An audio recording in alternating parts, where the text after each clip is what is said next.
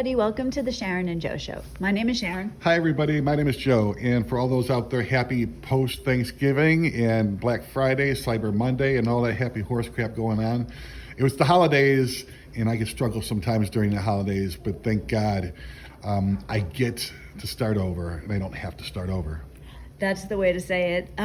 Today we're going to talk a little bit. Well, I want to just say happy Thanksgiving to everybody. I hope you had a good day. Joe and I, we had a great day. It was quiet, and we didn't eat turkey. We don't always eat turkey on Thanksgiving. The way that I do it, and now Joe does it, is every other Thanksgiving we have turkey because my son and I don't like turkey. It doesn't matter. Whatever you cook, Sharon's an awesome cook. Like, I love her food, and she bakes too, so she's like into pie making and this, but she can make like a mean roast. Oh, thank you. You're welcome. But it was a good Thanksgiving, and it was great. And you tend to have issues like, I don't know if that came out right. Like, I've seen you get down on the holidays before. There's something about it. I don't know if it's the expectation, or you can talk a little bit more about that. But that happened to you this week. And I thought for today's video, we could talk a little bit about how you got out. When you are in a bad situation, like if you have been with a narcissist, you've been in a bad situation, and it's horrible. It's just terrible. And Joe said it at the beginning of the show. You get to start over. You don't have to start over. And that's the huge difference. But I think when you were down, you were thinking more so, I have to do this. Yeah. You know, you guys, after the devastating effects of being entangled with a narcissist, it's not even like being at like starting over. Like, you're in the negatives. Like, if we're talking like mathematical crap, like I'm looking at like negative 100. Not at zero. Like, zero was when I was born kind of deal. So it's very difficult to pick up the pieces to a town that is left devastated, that there's no foundation. It's like I had to be a spiritual zero before I could be a one. And that was all a rebirth. And it had everything to do with God and getting to know my true self. But here's the difference now, and we'll talk, I don't want to get too much, is when I get like that sometimes, I call it going into the desert. It's like I kind of leave, and by the time I know what's going on, it's like, how the hell did I get here? Now it's only a couple of hours, sometimes at worst, maybe a few days. Before, like directly after the narcissistic entanglement and all that, no contact, it was many, many, many months. Well, you know, it's not weird, I don't want to say that, but you and I have very different personalities, you know, and I just want to say this, though, for everybody who's dealing with this. It sucks. Like, no matter who you are, no matter what an attitude you have, having to do this or getting, however you want to say it, doing it, right? Moving on, it's so difficult and nobody wants to do it. That's why I think initially at the beginning, when you're first learning about this or you're first discovering narcissism, you want the person to change. Why can't they change? Then my life can be the way I want it to be. Eventually you get to this point where you either have to do it and you do it, or you don't do it and you just succumb to whatever it is. And I see you, Joe, and I've seen you in so many different states. I saw you in your worst depression, and now like you have a great attitude, but every once in a while it just like it creeps up. The miracle point in my recovery from narcissistic abuse was when the narcissist was out of the problem. They were no longer in the equation. When I had to ask myself, well, why am I still angry and pissed off and upset at the world? When I realized that, wait a minute, I'm the problem. My best thinking got me entangled with the narcissist, ignoring all the red flags. When you're married to, for 20 years, you're gonna see the flags, and I saw them all. But realizing like, hey, the problem is me. The great part about it is that, wow, okay, I could do something about it.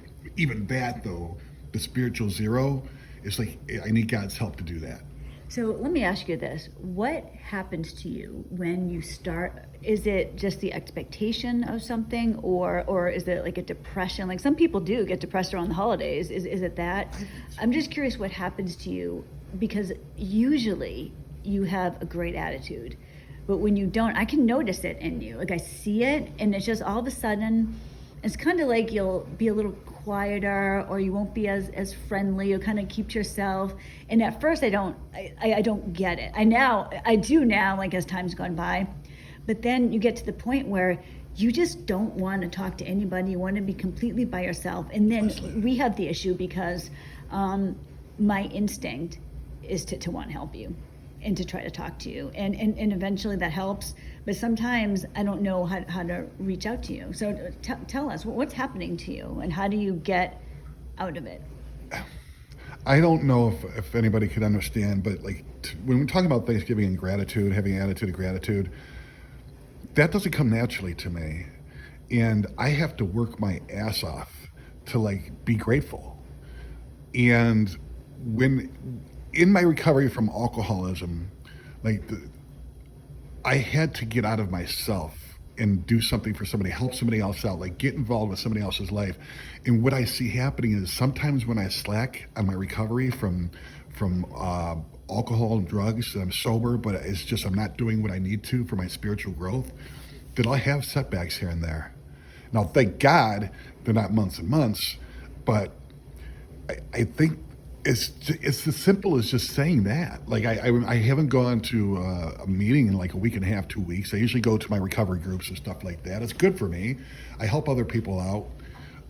When I stop doing that kind of stuff, that slips back in. That like I become a prisoner in my own mind again. And I don't know how exactly it works, but like my son's off into the military, and my oldest son reminds me a lot of myself when I was younger, and that's not good.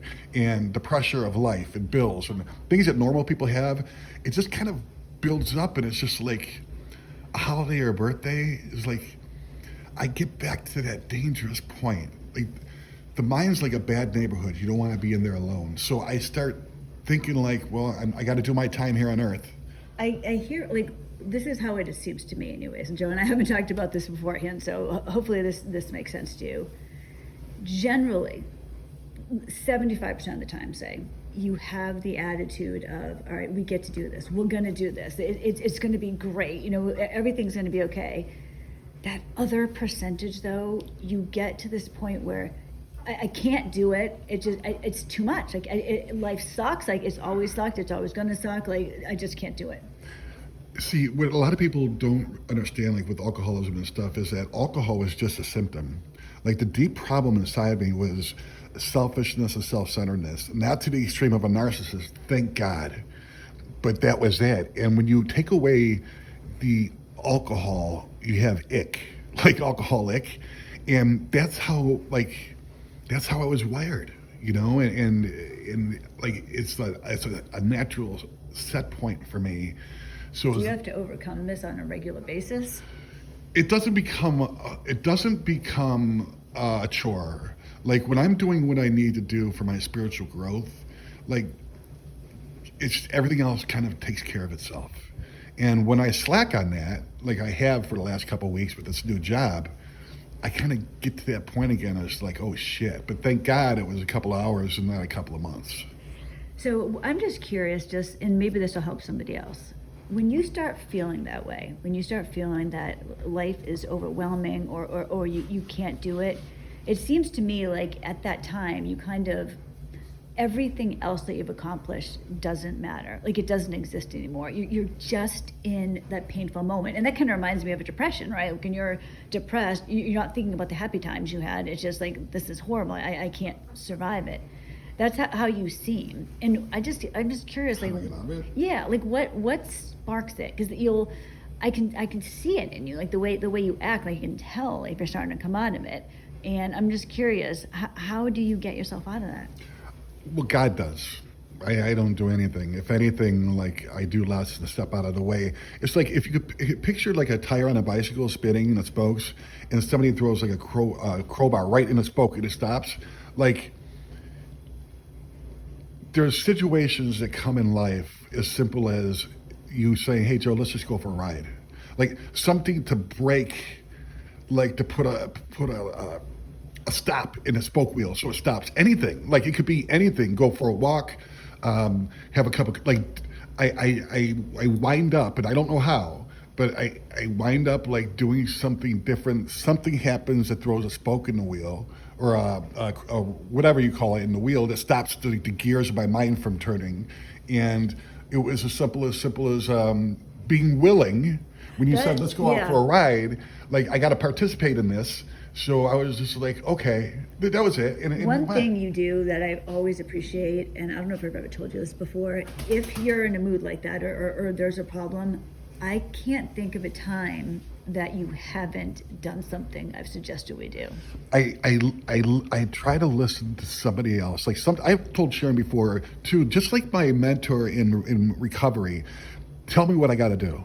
Just I'll do whatever, but the willingness has to be there, And the willingness was there when you suggested, let's just go for a ride, and then the first 10 minutes sucked, and then by the time we got home, like I was back to normal. So there's got to be a willingness. See, part of my dis-ease, like, it's comfortable feeling afraid and depressed. It's like it's weird. It's like the addiction part of it, but there's also like the spiritual progress that I have made is like, I'm sick and tired of being sick and tired. Like I know this way of life. I don't want to do this anymore. So my pain tolerance gets lower. So check this out. Naturally, I have a high tolerance for pain, so a lot of crap has to happen for me to like be willing to do something. Now it could be simple as I don't feel good, and the thing, well, shit, like, okay, just ask a trusted confidant, a friend, or somebody, like, what do you think we should do, or what do you think I should do? And it's that simple. And I take somebody else's suggestion, and God does the rest. That must be very deep in you, though, because Oh, yeah. you do it every time. I could easily see somebody, if I was like that, I think I'd want to dismiss what you said and just be like, no, I'm going to be here in my pain. No, that's where it's vital for my spiritual progress to continue in my recovery is that it becomes like, if you learn karate or something like that, and like, God forbid you get into a fight. And it's like, it's muscle memory, like where it just, there's a reaction that happens that you don't even think about. It's just so used to doing so. It's like putting my hand over a hot flame. It's like, ooh, okay. And this time I'll only leave it in for 2 hours instead of 2 years. I appreciate that about Does you, that make though. sense? It does. Guys, I ramble on, especially when I drink my Dunkin' Donuts coffee. I don't want to Yes, piss you remember off. the Dunkin' Donuts is the unofficial sponsor of the Sharon and Yes. Joe show. But does that make sense at all? I think it does. And like you just said something that I guess I knew this, but I didn't, and now it's cemented itself. It really is fantastic, and I appreciate this about you, that you have made a decision. You had to have, right? Like in your mind that, and you kind of said it, when this happens, I'm going to take someone else's suggestion, because I just feel it'd be so easy for you to just tell me no. Well, I'm not a saint and I'm not an expert at this. A lot of times, like, you'll see me like this as my best friend, like, you'll suggest something. So I'm not going out and like reaching out for it. But I think God puts things in your place, and it's just the way it is. Like, I started off with a desire, a decision, and the willingness, then action. And then, so yeah, I feel a hell of a lot better when I'm not sitting in it for months or days or. And then you're able to kind of want to do this or get to do this. Yeah, the biggest part of my recovery from narcissistic abuse and CPTSD and codependency was understanding, like, innately that I am the problem. Like, when you take the narcissist out of the situation, why was I still depressed and angry at the world and this and that? Sure, there's a lot of they do. I'm not saying they're saints. God, man, they cause more destruction than anything I know. But I had to come to realize through clarity and through spiritual growth and through inventory and shadow work that, shit, man, I'm the problem. I chose to stay in this abusive relationship for 20 years. What's my excuse for that? It's very difficult, and that's an understatement for me to say that. I get this. Joe gets this. We all get it. Having to do this, like having your world blow up in your face when it's. I mean, who wants that to happen? And then you're stuck, and basically you have a decision. What am I going to do? Because Joe and I have actually asked each other before, and I'm curious.